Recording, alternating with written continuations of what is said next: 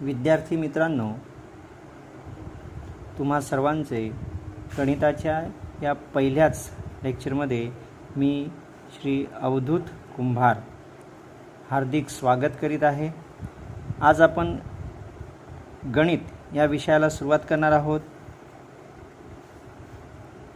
आतापर्यंत मित्रांनो, गणित हा एकच विषय तुम्हाला माहीत होता, म्हणजेच इयत्ता 8वी पर्यंत गणित हे पाठ्यपुस्तक एकच होते। परंतु इयत्ता 9वी मध्ये तुम्हाला याच गणित विषयाची 2 पाठ्यपुस्तके आहेत।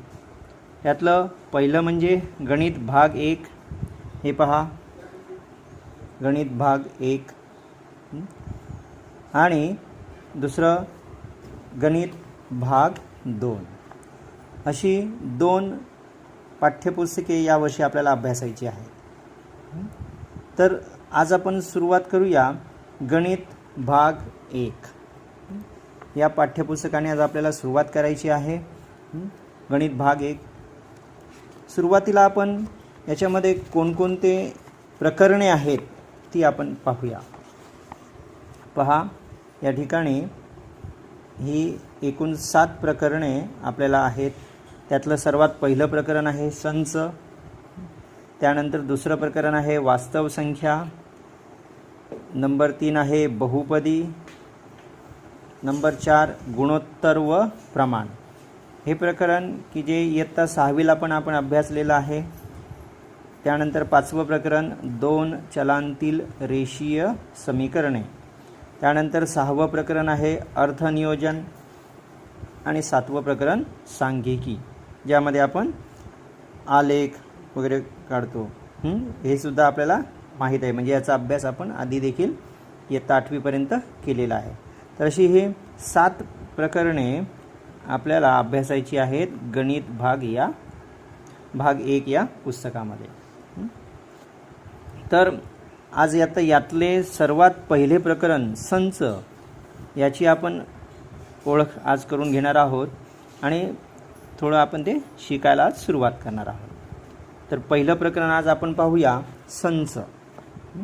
बघा, या ठिकाणी संच हे जे प्रकरण आहे आपल्या पाठ्यपुस्तक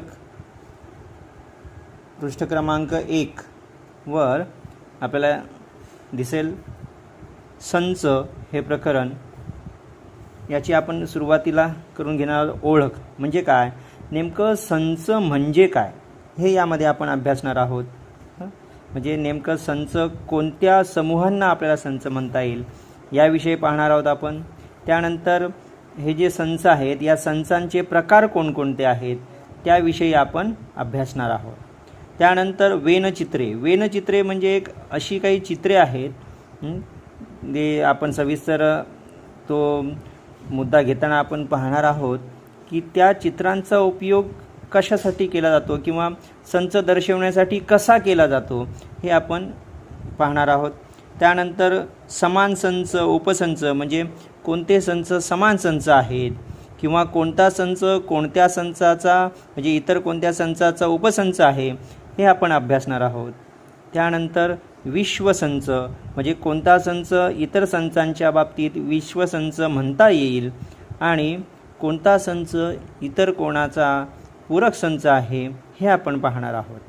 त्यानंतर छेदसंच म्हणजे 2 संच आपल्याला दिलेले असतील तर त्यांचा छेदसंच आपल्याला ओळखायचा आहे। त्याचबरोबर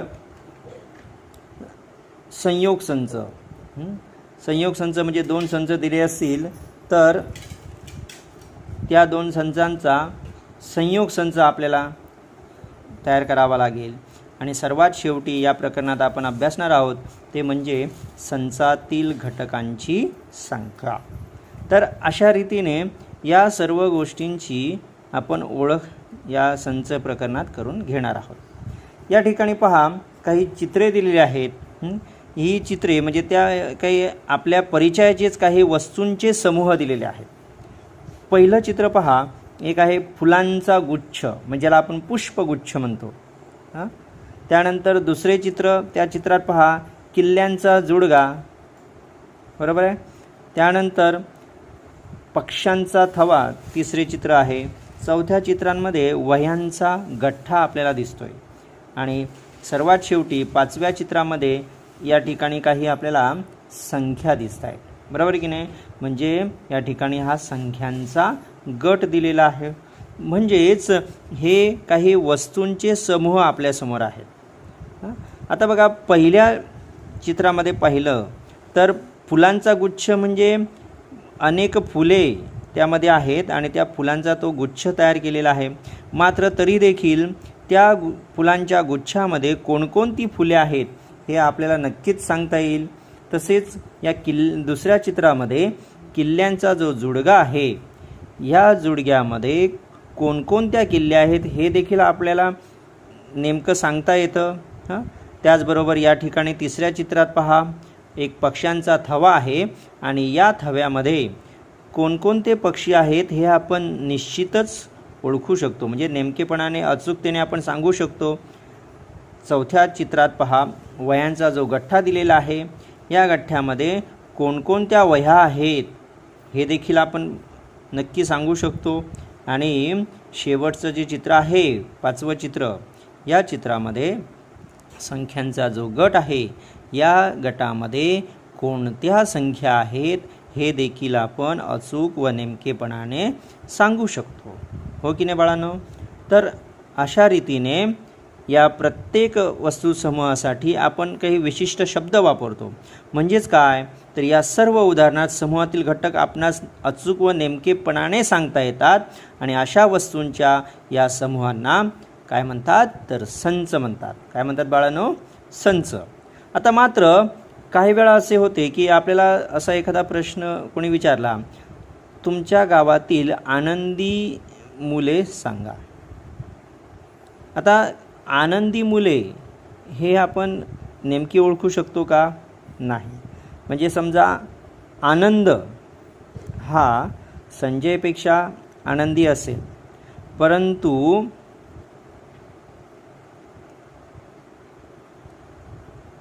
संजय हा तिसरा जो आहे अजय यापेक्षा आनंदी असेलच हे सांगता येत नाही. म्हणजेच गावातील नेमकी आनंदी मुले कोणती हे आपल्याला तसे सांगता येणार नाही. तसेच वर्गातील हुशार मुले, असं एक आपण उदाहरण घेऊया. हुशार, आता समजा अजय हा संजयपेक्षा हुशार आहे, परंतु हाच अजय अभिषेकपेक्षा हुशार असेल हे नेमकेपणाने आपल्याला सांगता येत नाही. कारण या ठिकाणी आनंदी आणि हुशार या शब्दांचे अर्थ हे कसे आहेत? सापेक्ष आहेत. म्हणजे त्या वृत्ती आहेत, गुण आहेत ते. मग अशा वेळी आपल्याला या दोन्ही शब्दांचे अर्थ नेमकेपणाने सांगता येत नाहीत आणि म्हणून अशा समूहांना मात्र संच म्हणता येत नाही. आता या ठिकाणी पहा, काही आणखी उदाहरणे दिलेली आहेत. बघा, या ठिकाणी यापैकी कोणत्या समूहांना संच म्हणता येईल ते आपण पाहूया. पहिलं उदाहरण दिलं बघा, आठवड्याचे 7 वार. तर आठवड्याचे 7 वार बाळांनो नक्कीच आपल्याला माहिती आहे. म्हणजे अगदी आपण सुरुवात केली, रविवार, सोमवार, मंगळवार, बुधवार, गुरुवार, शुक्रवार, शनिवार. म्हणजे हे आठवड्याचे 7 वार आपणास नक्कीच म्हणजे अचूकतेने आपण सांगू शकतो. नेमके कोणते आहेत ते सांगू शकतो. म्हणजेच समूहातील आठवड्याचे 7 वार आपण अचूक व नेमकेपणाने सांगू शकतो.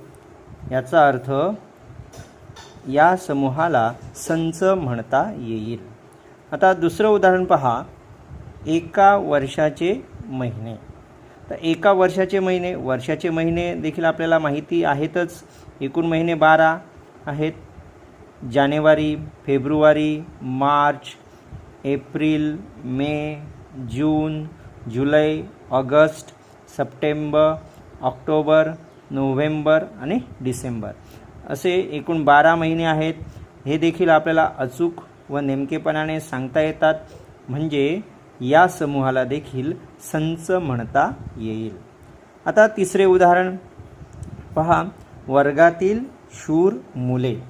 तर वर्गातील शूर मुले नेमकी कोणती आहेत हे आपल्याला सांगता येत नाही. कारण पहा, एक 50 विद्यार्थ्यांचा इयत्ता 9वी अ तुकडीचा वर्ग आहे. या तुकडीमध्ये किंवा या वर्गामध्ये राज हा संजूपेक्षा शूर आहे आणि राज हा संजूपेक्षा शूर आहे आणि रमेश हा राजपेक्षा शूर आहे. परंतु या 50 विद्यार्थ्यांमध्ये किंवा या 50 मुलांमध्ये नेमका सर्वात शूर कोण आहे हे आपल्याला सांगता येत नाही. कारण मगाशी जसं आपण पाहिलं, आनंदी आणि हुशार या ज्या 2 वृत्ती आहेत त्याप्रमाणे तोच गुण या ठिकाणी वापरलेला आहे. म्हणजेच आपल्याला नेमकेपणाने या ठिकाणी कोणती मुले शूर आहेत हे सांगता येत नाही. म्हणजेच या समूहातील नेमकेपणाने व अचूकतेने आपल्याला घटक सांगता येत नाहीत. म्हणून हा समूह संच म्हणता येणार नाही. आता उदाहरण क्रमांक 4, पहिल्या 10 मोज संख्या. पहिल्या 10 मोज संख्या बाळांनो तुम्ही नक्कीच परिचित आहात या पहिल्या 10 मोज संख्याची. आपण सुरुवात करतो 1 पासून नेहमी सुरुवात करतो, परंतु सुरुवात होते 0 पासून. 0, 1, 2, 3, 4, 5, 6, 7, 8 आणि 9 अशा या 10 पहिल्या मोज संख्या आहेत. म्हणजेच पहिल्या 10 मोज संख्या लक्षात आल्या बाळांनो. पुन्हा एकदा मी सांगतो, पहा 0, 1, 2, 3, 4, 5, 6, 7, 8 आणि 9. म्हणजेच या समूहातील घटक देखील आपल्याला अचूक व नेमकेपणाने सांगता येतात.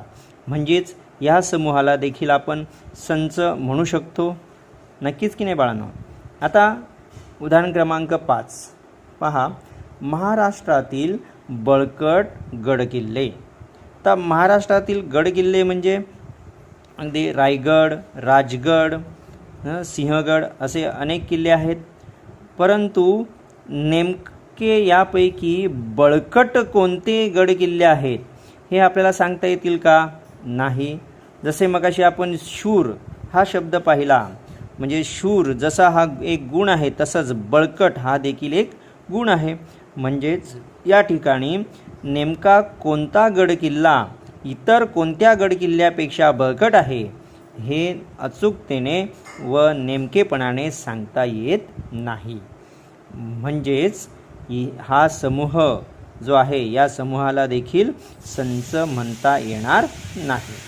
आता उदाहरण क्रमांक 6 आपल्यासमोर आहे. पहा, आपल्या सूर्यमालेतील ग्रह. आपल्या सूर्यमालेतील ग्रह तुम्ही नक्कीच यांच्याशी परिचित आहात, कारण आत्तापर्यंत म्हणजे इयत्ता 8वीपर्यंत तुम्ही भूगोल हा विषय अभ्यासलेला आहेच. यामध्ये सूर्यमालेतील सगळे ग्रह आपण पाहिलेले आहेत, ते का मला पुन्हा सांगायची गरज नाही. म्हणजेच आपल्याला सूर्यमालेतील प्रत्येक ग्रह त्यांची नावे आपल्याला माहीत आहेत. म्हणजेच या समूहातील घटक देखील आपणास अचूक व नेमकेपणाने सांगता येतात.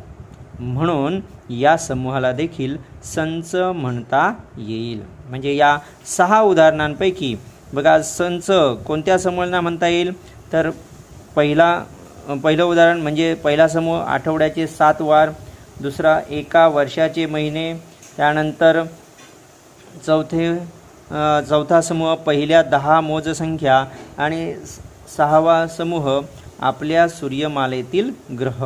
म्हणजे या 6 पैकी उदाहरण क्रमांक 3 मध्ये दिलेले वर्गातील शूर मुले आणि 5 मधील महाराष्ट्रातील बळकट गडकिल्ले हे समूह संच म्हणता येणार नाहीत आणि उर्वरित म्हणजेच आठवड्याचे 7 वार, एका वर्षाचे महिने, पहिल्या 10 मोज संख्या आणि आपल्या सूर्यमालेतील ग्रह हे समूह असे आहेत की या समूहांना आपण संच म्हणू शकतो.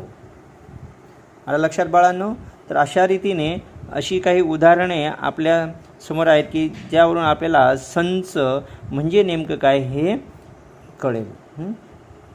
आता यापुढे आपण नेमकं संच या शब्दाची व्याख्या काय आहे हे अभ्यासणार आहोत.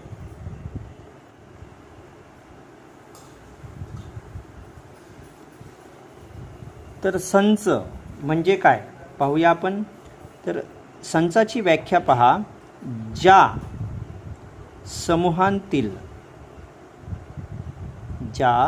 समूहांतील घटक अचूक व नेमकेपणाने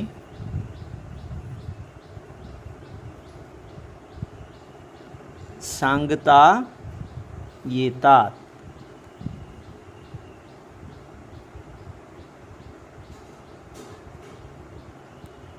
त्या समूहांना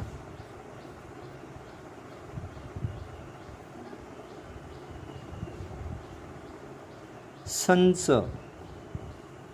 असे म्हणतात.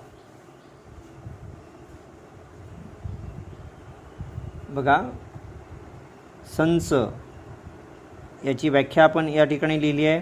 बघा, ज्या समूहांतील घटक अचूक व नेमकेपणाने सांगता येतात त्या समूहांना संच असे म्हणतात. म्हणजे आपण याआधी काही उदाहरणे पाहिली, त्या ठिकाणी आपल्याला निश्चितच आठवड्याचे 7 वार, एका वर्षाचे महिने, पहिल्या 10 मोजसंख्या, आपल्या सूर्यमालेतील ग्रह या ठिकाणी आपल्याला नक्कीच या त्या समूहातील घटक अचूक व नेमकेपणाने सांगता येत होते. म्हणजेच अशा समूहांना आपण संच म्हणू शकतो. म्हणजे संच या शब्दाची व्याख्या म्हणजे संचाची व्याख्या तुमच्या लक्षात आली असेल. पुन्हा एकदा सांगतो पहा. ज्या समूहांतील घटक अचूक व नेमकेपणाने सांगता येतात त्या समूहांना संच असे म्हणतात. आता ही झाली संचाची व्याख्या. मात्र या संचाला नाव देण्यासाठी कोणती अक्षरे वापरतात तर पहा, संचाला नाव देण्यासाठी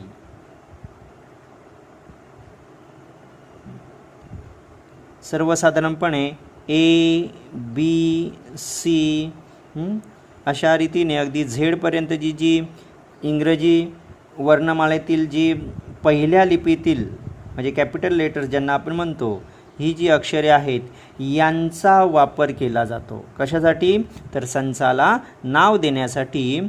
अशा रीतीने A पासून Z पर्यंत जी 26 इंग्रजी वर्णमालेतील पहिल्या लिपीतील अक्षरे म्हणजे कॅपिटल लेटर्स जी आहेत त्यांचा वापर केला जातो.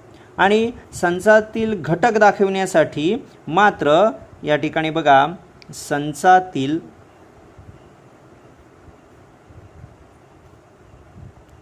घटक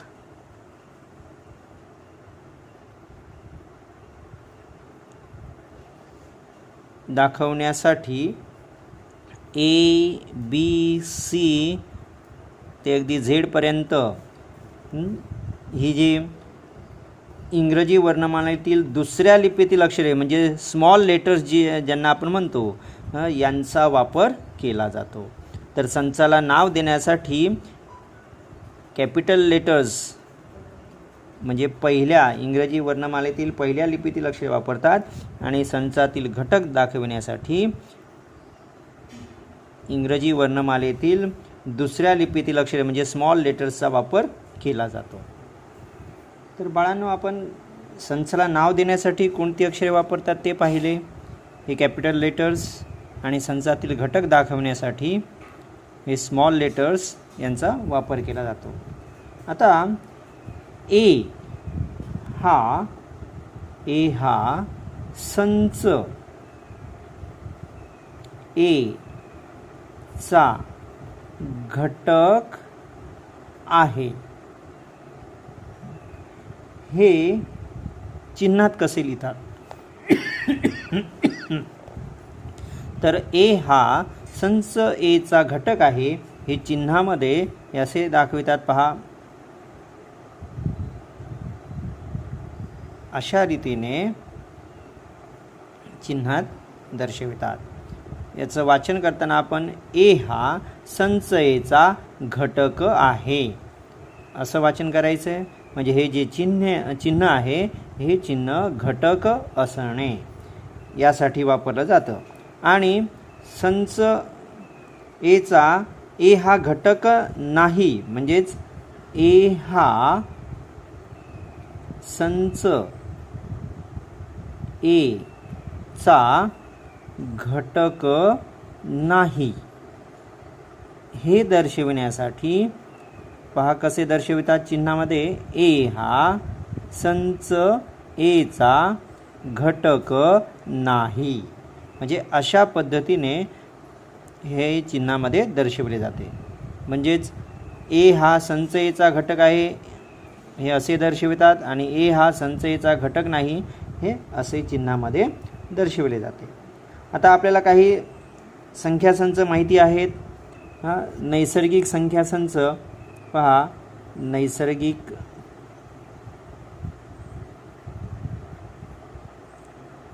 संख्यासंच कोणत्या अक्षराने दर्शवला जातो बाळांनो? तर एन या अक्षराने दर्शविला जातो. आणि नैसर्गिक संख्या कुठून सुरू होतात? ज्या आपण मोठ संख्या सुरुवात करतो तशाच म्हणजेच 1 2 3 अशा पद्धतीने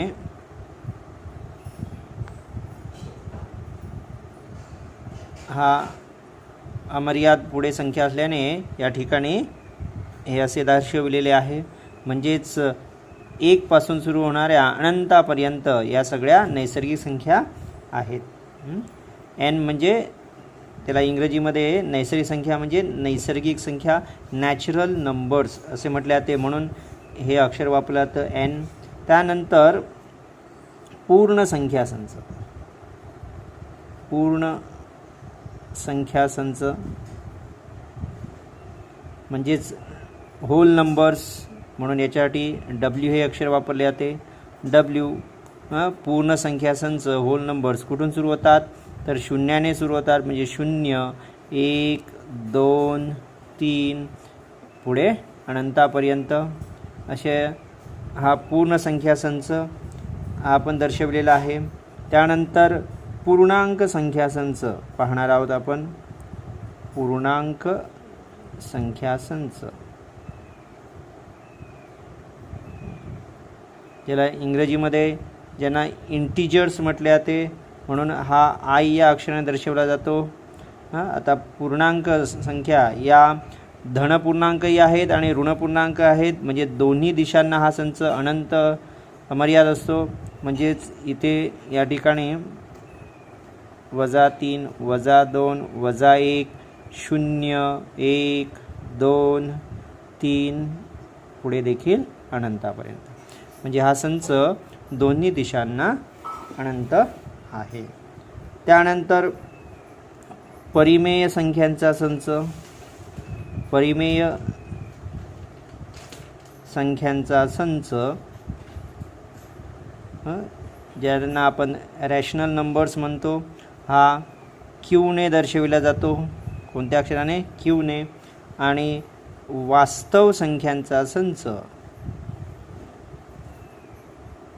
वास्तव संख्यांचा संच ज्यांना आपण रियल नंबर्स म्हणतो हा आरने दर्शवला जातो. तर अशा रीतीने हे काही संच आहेत. एन नैसर्गिक संख्या संच, डब्ल्यू पूर्ण संख्या संच, त्यानंतर आय पूर्णांक संख्या संच आणि क्यू परिमेय संख्या संच आणि वास्तव संख्यांचा संच आर या अक्षराने दर्शविला जातो. आता यापुढे आपण शिकणार आहोत संच म्हणजे काय हे पाहिले. संच लिहिण्याच्या पद्धती कोणत्या आहेत? तर संच लिहिण्याच्या 2 पद्धती आहेत.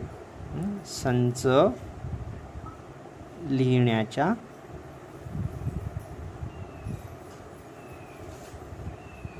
पद्धती. या पद्धती दोन आहेत. पहिली पद्धत ही म्हणजे यादी पद्धती. कोणती पद्धती? यादी पद्धती, ज्याला इंग्लिशमध्ये लिस्टिंग मेथड और रोस्टर मेथड म्हणतात. आता ही यादी पद्धती आणि दुसरी आहे गुणधर्म पद्धती. याबद्दल आपण नंतर पाहणार आहोत. पहिल्यांदा आपण पाहूया यादी पद्धती म्हणजे काय. तर या पद्धतीमध्ये संचाचे सर्व घटक हे महिरपी कंसात लिहितात. म्हणजे बघा या ठिकाणी आपण जे हे नैसर्गिक संख्या संच म्हणजे NWI हे जे संच लिहिलेले आहेत, अगदी या पद्धतीनेच या पद्धतीत संचांचे जे घटक आहेत हे घटक या महिरपी कंसामध्ये लिहिले जातात. महिरपी कंस हे बघा याला म्हणतात महिरपी कंस.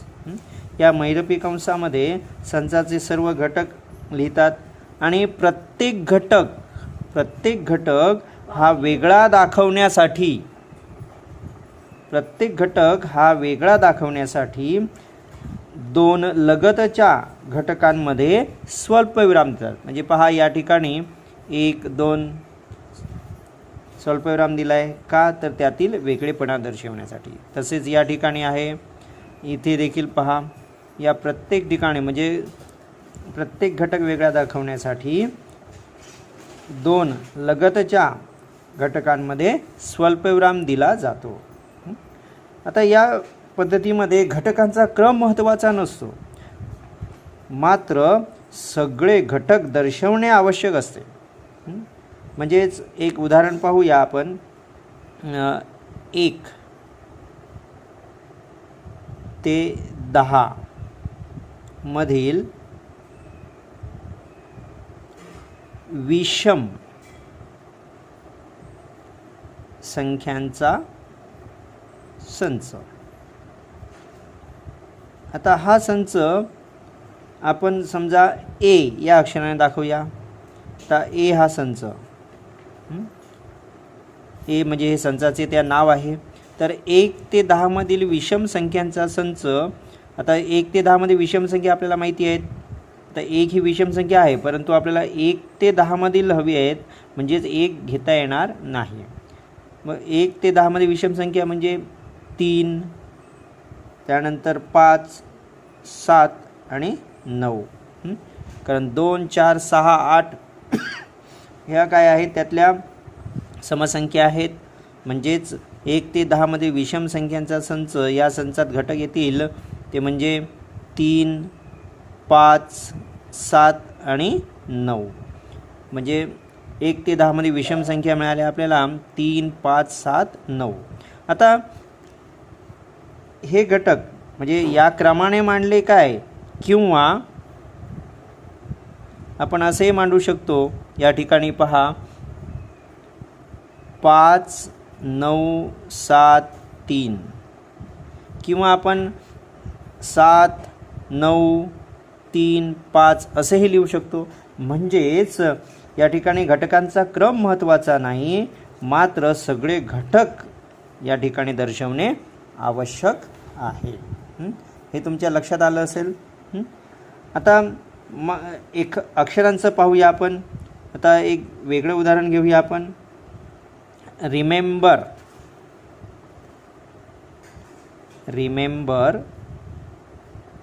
या शब्दातील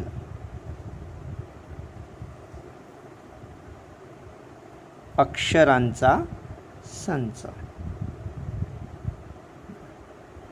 आता रिमेंबर या शब्दातील अक्षरांचा संच लिहिताना समजा या संचाला नाव आपण देऊया समजा B. आता या रिमेंबर या शब्दातील अक्षरांचा संच लिहिताना पहिल्यांदा या शब्दामध्ये कोणती अक्षरे आहेत ती पहा. REMEMBER रिमेंबर या शब्दामध्ये पहा R, त्यानंतर E आणि M ही अक्षरे एकापेक्षा अधिक वेळा आलेली आहेत, मात्र संचातील घटक लिहिताना ती एकदाच लिहिली पाहिजेत. म्हणजेच आता सुरुवातीला आपण R घेतला, त्यानंतर स्वल्पविराम दाखवला, घटकातील वेगळेपण दाखवण्यासाठी E, एम आणि मग त्यानंतर पुन्हा ई आहे, मग तो पुन्हा घेतला जाणार नाही. त्यानंतर एम आहे, हाही पुन्हा घेतला जाणार नाही. त्यानंतर आहे बी, हा वेगळा घटक आहे म्हणून तो लिहिला. त्यानंतर पुन्हा ई आहे, परंतु तो नव्याने नाही, तो पुन्हा रिपीट झालेला आहे, म्हणजे पुन्हा पुन्हा आलेला आहे, म्हणजे तोही घेतला जाणार नाही. आणि शेवटचं अक्षर आर हे देखील पुन्हा आलेलं आहे म्हणून तेही घेतले जाणार नाही. म्हणजेच रिमेंबर या शब्दातील अक्षरांचा संच आपल्याला REMB अशा पद्धतीने लिहिता येईल.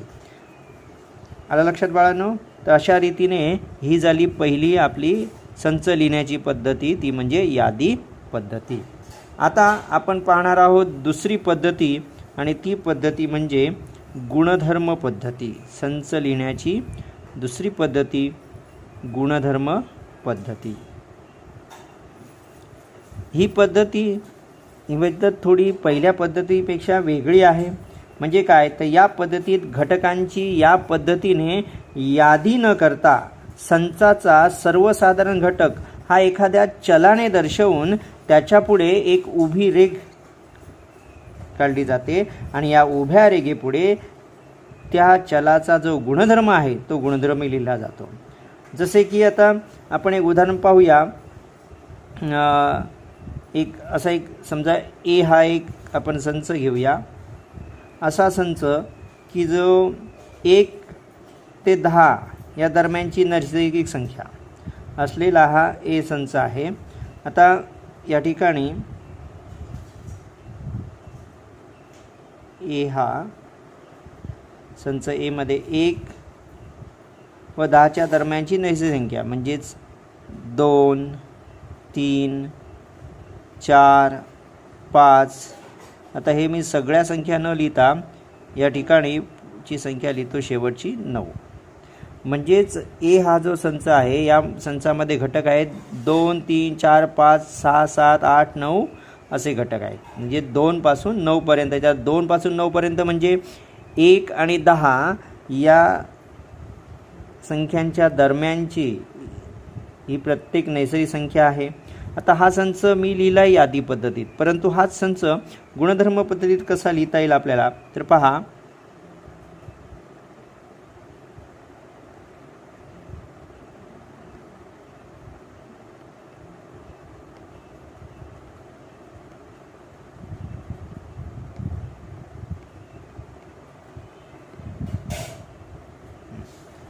तर या पद्धतीने संच ए जो आपण सुरुवातीला यादी पद्धतीत लिहिलेला आहे हाच संच आपण गुणधर्म पद्धतीत अशा रीतीने लिहू शकतो. आता या मात्र पद्धतीचे वाचन म्हणजे या संचाचे वाचन कसे करता येईल, तर संच ए चे घटक x असे आहेत की, म्हणजे या उभ्या रेषेचा असा अर्थ घ्यायचा आहे असे की. म्हणजे संच ए, पुन्हा एकदा सांगतो, संच ए चे घटक x असे आहेत की x ही 1 व 10 च्या दरम्यानची ही कोणती संख्या आहे, नैसर्गिक संख्या आहे. म्हणजे संच ए चे घटक x, संच ए चे घटक x असे आहेत की x ही 1 व 10 च्या दरम्यानची काय आहे, नैसर्गिक संख्या आहे. आलं लक्षात बाळांनो? आता एक पुढचा संच घेऊया आपण, संच बी. संच बी हा एक संच घेऊया. हा संच बी असा आहे 1 ते 10 मधील मूळ संख्यांचा संच आहे. आता 1 ते 10 मधील मूळ संख्या म्हणजे 2, 3, 5 आणि 7. 2, 3, 5, 7 हा 1 ते 10 मधील मूळ संख्यांचा संच आहे. बरोबर आहे. आता हा संच यादी पद्धतीने सुरुवातीला मी लिहून दाखवलेला आहे. आता हाच संच गुणधर्म पद्धतीने आपल्याला कसा लिहिता येईल, तर पहा.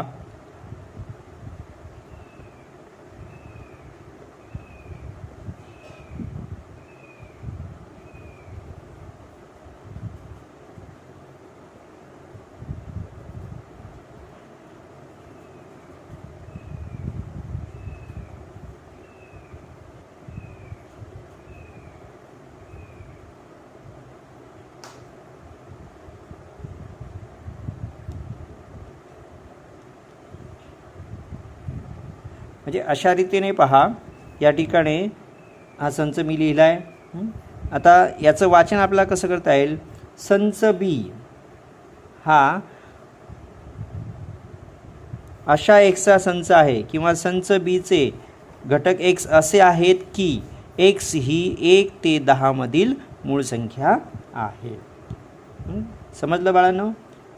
तर अशा रीतीने आपल्याला गुणधर्म पद्धतीने प्रत्येक संच लिहिता येतो. आता क्यू हा जो आपण परिमेय संख्यांचा संच पाहिलेला तो आपण बघा अशा रीतीने लिहू शकतो. क्यू परिमेय संख्यांचा संच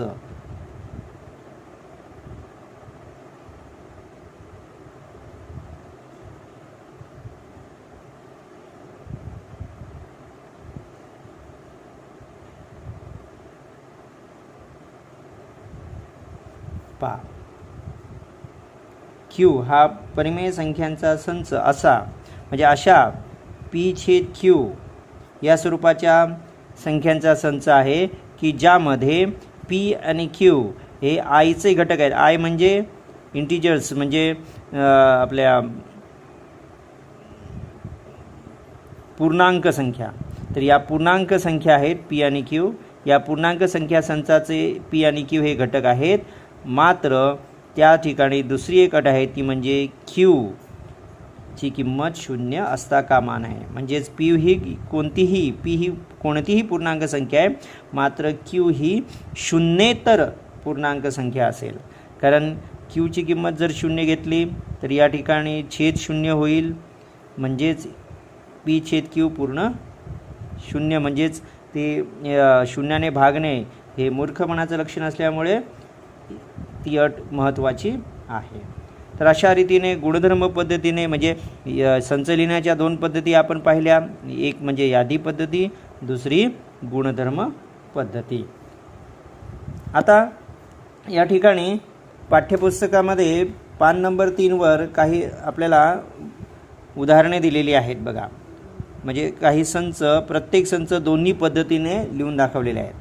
बघा पहिल्यांदा ए हा संच बघा. ए हा अशा एक्सचा संच आहे की एक्स हा डिव्हिजन या शब्दातील अक्षर आहे. आता हाच संच यादी पद्धतीने आता डिव्हिजनमध्ये कोणती अक्षरे आहेत पहा. DIVISION. मात्र या ठिकाणी आय हे पुन्हा आलेलं आहे अक्षर, त्यामुळे ते एकदाच घ्यायचे. म्हणजेच यादी पद्धतीमध्ये सुरुवातीला DIV त्यानंतर आय घेतला जाणार नाही. आय पुन्हा आला आहे तो घेतला जाणार नाही. O आणि शेवटी N. तर अशा रीतीने ए हा संच गुणधर्म पद्धतीत जो होता तो यादी पद्धतीत लिहिलेला आहे. आणि संचातील सर्व घटक बघा वेगळेपणा त्यातील दाखवण्यासाठी या ठिकाणी स्वल्पविरामांचा वापर केलेला आहे आणि सर्व घटक हे महिरपी कंसात दिलेले आहेत. ठीक आहे. आता संच दुसरा आहे संच बी हा अशा वायचा संच आहे की वाय ही संख्या अशी आहे की वायचा वर्ग बरोबर 9. म्हणजेच आपल्याला अशा संख्या शोधायच्या आहेत की ज्या संख्यांचा वर्ग 9 आहे. तर आपणास माहिती आहे 9 कोणत्या संख्येचा वर्ग आहे? 3चा वर्ग 9 आहे. तसेच ऋण 3 म्हणजे वजा 3चा वर्ग देखील 9 आहे.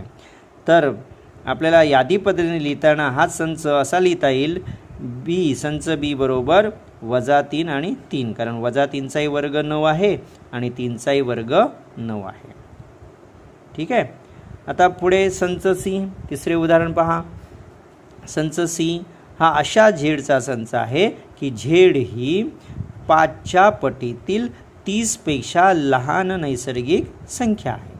आता 5च्या पटीतील म्हणजेच 5चा पाढा येतोच आपल्याला मित्रांनो, होय की नाही. तर संच सी हा 5चा पाढाच लिहायचा आहे आपल्याला. मात्र 30पेक्षा लहान म्हणजेच 30पेक्षा लहान 5च्या पाड्यातील संख्या म्हणजे 5 1 5, 5 2 10, 5 3 15, 5 4 20 आणि 5 5 25. तर अशा रीतीने 5 10 15 20 आणि 25 हा संच सी यादी पद्धतीने या ठिकाणी लिहिलेला आहे. तर मला वाटतं बाळांनो एवढं तुम्हाला आज जे मी काही शिकवलं ते नक्कीच तुम्हाला समजलं असेल. काही समजलं नसेल तर पुन्हा एकदा तुम्ही विचारू शकता. ठीक आहे.